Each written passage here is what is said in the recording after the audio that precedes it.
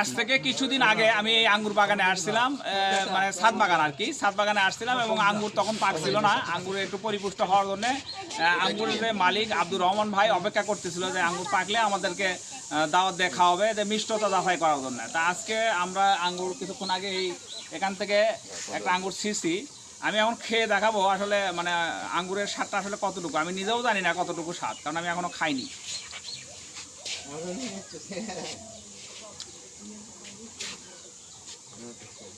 আসলে আঙ্গুরের স্বাদ কোনোভাবেই বিশ্বাসযোগ্য না যেটা বাংলাদেশের মাটিতে এবং ছাদের উপরে হয়েছে।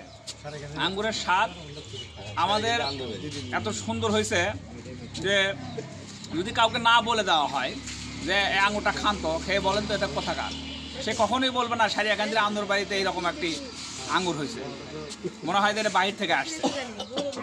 এত সুন্দর মিষ্টতা আমি এর আগে কখনো দেশের চাষকৃত আঙ্গুরে পাইনি এরকম মিষ্টতা। যাই হোক, সর্বশেষ আল্লাহ তাআলার কাছে শুকরিয়া যে আব্দুর রহমান ভাইয়ের কষ্টটা সার্থক হয়েছে এবং আঙ্গুরের যে সে আশানুরূপ যে ফলন পাওয়ার ইচ্ছে ছিল। বিশেষ করে আঙ্গুর গাছ আমাদের সবারই হয়, কিন্তু আঙ্গুরের এই গাছের যে মিষ্টতা, ফলের যে মিষ্টতা, এটা হয় না। সব ফলই সাধারণত হয় টক, তো এটার মিষ্টতা 100-এ 100। ধন্যবাদ আপনাদেরকে।